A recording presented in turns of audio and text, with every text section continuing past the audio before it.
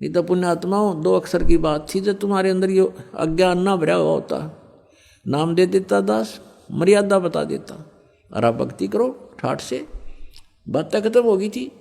लेकिन आप भक्ति कर नहीं सकते जब तक आपके हरदम ये ठोक ठोक कर नहीं भर दिया जाएगा कि सचमुच ये भगवान है और ये साधनाएं है, प्रमाणित है सदग्रंथों में, इससे मोक्ष होगा ना। फिर क्यों डले डोए, क्या फायदा रीस करने का भक्ति का। तो इस सत्य को सत्य सिद्ध करने के लिए आपको सत्संग सुनाया जाता है, ताकि आपकी रुचि बने। आप फिर अपने आप उन छोटे जलाशयों को त्याग कर और दरिया के किनारे जा बसो, आप सदा सुखी रहोगे, वहाँ कभी अभाव नहीं होगा किसी वस्तु का। तो वो दरिया सतलोक है, वहाँ जाने के बाद किसी भी वस्तु का कभी अभाव नहीं होगा। फॉर एग्जाम्पल आप देख लो कि छोटे जलाशय में तो जल समाप्त होगा, और दरिया के पास आप चले गए तो वहाँ कभी भी जल समाप्त नहीं होता। आपका जल संबंधित जो संकट था सदा के लिए समाप्त हो गया। इसी प्रकार सतलोक में जाने के बाद आपकी ना तो मृत्यु होए ना बुढ़ापा, ऐसा ही शरीर ऐसा ही होगा। हमारे भगवान भी अपने जैसे हमरे ही होनिहार हैं, हमारे सृजनहार हैं। जिन महापुरुषों ने परमात्मा को देखा, उनमें से जिनको परमात्मा मिले, जिनको आकर मिलते हैं, उनमें से आदरणीय गरीबदास साहिब जी हैं, गांव छुड़ानी जिला दज्जर हरियाणा वाले। उन्होंने आंखों देखा भगवान को, कहते हमने देखा सो साच है और सकल प्रपंच। तो उन्होंने क्या बताया, हमरे ही होनिहार हैं, हमरे सृजनहार। कबीर परमेश्वर के बारे में बता के हमारे होनिहार हैं, हमारे जैसी शकल के हैं हमारे भगवान।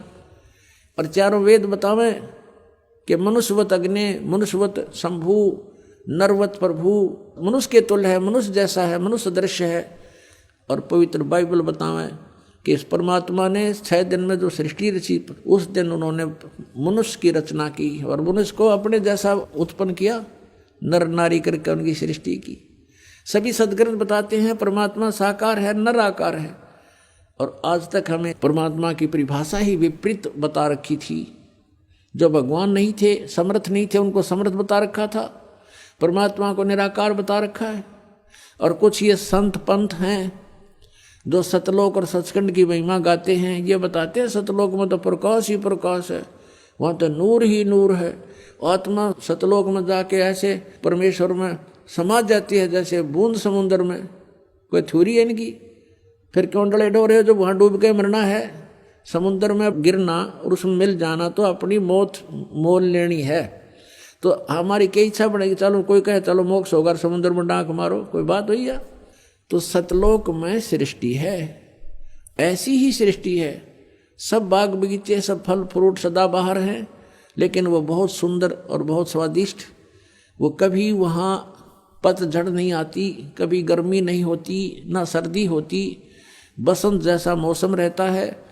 और कोई भी वहाँ वर्द नहीं होता, सदा युवा रहते हैं। वो ऐसा शरीर है, उसमें राग द्वेष नहीं होता। वहाँ ऐसी व्यवस्था है कि वहाँ किसी प्रकार का भी कोई बंटवारा नहीं है। और सभ्य लोग हैं, हंस व्यक्ति हैं, वहाँ पर हंस आत्मा है, वो एक दूसरे को दुखी नहीं कर सकते, भगवान से डरने वाले हैं। और सबको कोई अभाव ही नहीं है। जैसे आप यहाँ आ रहे हो, एक रिहर्सल आपके लिए कि ऐसा है वो सतलोक। ये तो पृथ्वी लोक के ऊपर एक हम चाहते हुए भी पूरा सुविधा नहीं बना पा रहे हैं, लेकिन ऐसा है जैसे ये बरवाला आश्रम है, आप इसमें आ गए हो, आप परमात्मा के बच्चे हो, ये दास नौकर है उस परम पिता का। और आपके लिए उसने जो भी हमें दिया है, उसके लिए हम आपकी हर सुविधा का ख्याल रखते हैं, ध्यान रखते हैं कि परमात्मा के बच्चों को कोई दिक्कत ना हो। तो यहाँ आपको बिछे बिछाए मैट मिल रहे, बना बनाया भोजन, सर्दी है रजाई तैयार करवा रखी। तो यहाँ आने के बाद अगर आप फिर भी कोई किसी बात पर बकवाद करते हो, तो यहाँ ऐसे क्यों बैठ गया, तूने ऐसा क्यों कर दिया, तो वहाँ से ऐसे उठा लाया, तो इस तरह की तो ये तुम्हारी अपनी नेचर है, जो तुम कहीं भी जालो उड़ाइए बकवाद करोगे ही करोगे। नहीं तो यहाँ कोई आपस में द्वेष करने का गुंजाइश नहीं है। एक जैसा सबको आहार मिलता है, एक जैसा बिछौना मिलता है। और फिर भी कोई कहता है वो फिर बकवाद अपनी है, मान ले आप अपना बेड लगा रखे हैं, आपका बिस्तर है, और किसी का अनजान अपने में पैर भी टिक गया तो एक तो न्यों कहे प्राण मर ले, तूने क्या कर दिया, एक न्यों कहे भाई ध्यान से ध्यान करियो, देख छोटे गंदे पैर थे, मेरा कप खराब हो गया, और वो भी न्यों कहती गलती होगी।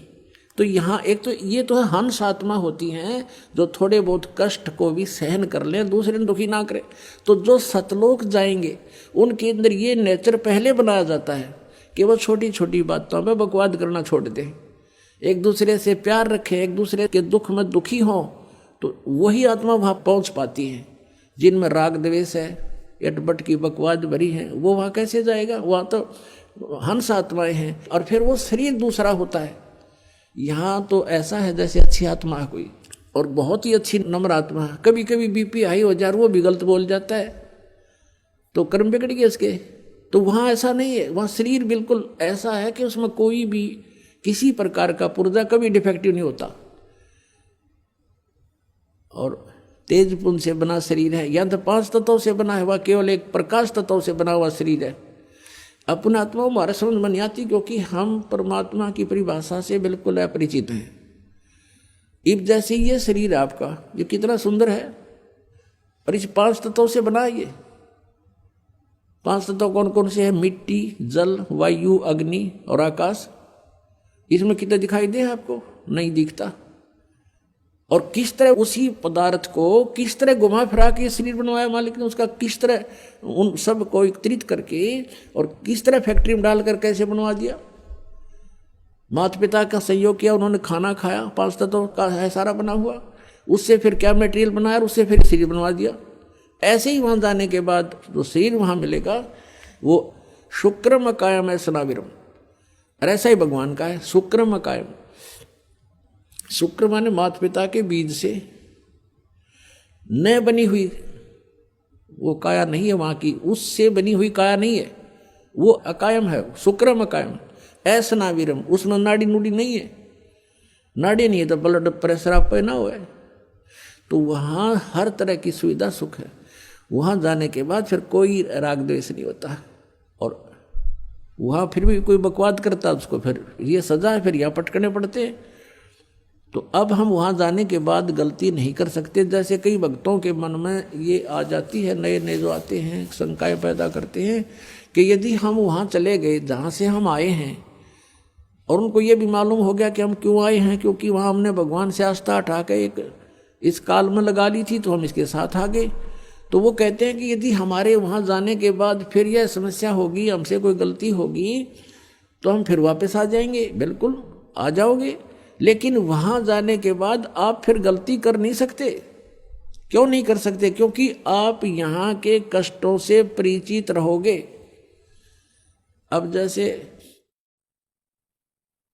कोई व्यक्ति जा रहा है रास्ते में, और आगे उसने देखा कि उस रास्ते में तो बहुत भयंकर गड्ढे हैं, जंगल है, वन है, और वहाँ चोर उचक्के लोग रहते हैं, सभ्य व्यक्ति नहीं है, और किसी कारण से गलती से उस रास्ते कभी चला गया, उसने वो भी कष्ट उठाने पड़े, वो गड्ढों में से भी गाड़ी निकाली, आगे चोर उचक्के मिल गए, उनको पीटा भी, उनका धन भी लूट लिया, सभ्य व्यवहार भी नहीं किया।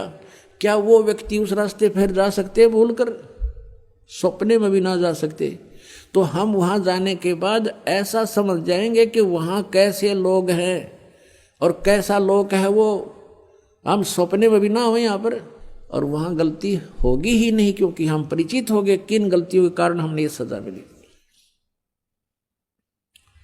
तो प्रसंग चल रहा है कि हम सतलोक में जाएंगे जब हमें उस परम अक्षर ब्रह्म रूपी दरिया का पता लग जाएगा, तो यहाँ कोई नहीं रहेगा। फिर एक समस्या और आती है, जो तत्व ज्ञानहीन व्यक्ति हैं वो कहते हैं, जैसे हमारे भक्त पहले दास के साथ भी ऐसे बीता, समझाया करते थे किसी को, अपने मित्र को, रिश्तेदार को समझाने की चेष्टा करते थे, तो वो ये प्रश्न करते थे कि एक बात बता, यदि हम सभी यहाँ से चले गए सतलोक में, तो पृथ्वी पर कौन रहेगा? हम बताओ, इतनी बुद्धि फेट हो रही है, ये पृथ्वी ने फूकेंगे हम, ये 9 ग्रह धक्के खान लग रहे, खाली पड़े, ये भी हड़ने जा पत्थर धक्के खाता। हमने के ठेका ले रखा है यहाँ धर्मने और मरने का, बिरान माटी करवाने का। जिनकी वृत्ति ही ऐसी है तो उसको तत्व ज्ञान तक पहुँचाने में समय लगता है। उस परमात्मा तक इसकी बुद्धि उठाने में कितना करेन भी फेल हो जाए, करेन भी ऐसी ऐसी बुद्धि गाड़ दी जमीन में काल ने हमारी। तो इस गड़ी हुई बुद्धि को, गड्ढे में डाल रखी इस बुद्धि को अज्ञान के कारण, अब इसको ऊपर उठाना तो इतना दास का प्रयत्न हो रहा है। इस सदग्रंथ समझाना, तत्व ज्ञान से परिचित करवाना, जब जाके ये थोड़ा सा ऊपर को उछलने लगती है। इतनी कंडम करके डाल रखे न ज्ञानी ऋषि में ऋषियों ने, भट्ठा बैठा रखा है इस मानव का। परमात्मा स्वयं आते हैं, इनके अज्ञान के कारण हम उनको पहचान नहीं पाते हैं, और जिस कारण से आज तक हम भटक रहे हैं। यहाँ कोई प्राणी सुखी नहीं है। सुखी है तो बता दो मुझे, आज कोई पृथ्वी पर हो तो। और आज सुखी है तो कल बिजली गिर जा। जैसे राजा महाराज राज्य देखे, मंत्री मुख्यमंत्री प्रधानमंत्री एयर क्रैश में और खत्म हो जाते हैं, सारे सुख मान ले उनके पास थे। संसार जिनको सुख मानता है वैसे तो सुखी नहीं होते। फिर भी हम जिस सुख को सुख मान रहे हैं वो सुख भी ना रहा उनके पास। तो यहाँ कौन सुखी हो सकता है और कौन रह सकता है? तो ऐसे लोक में हम रह रहे हैं। तो हमें पता ही नहीं था अभी तक हमने के को और भी कहीं स्थान है।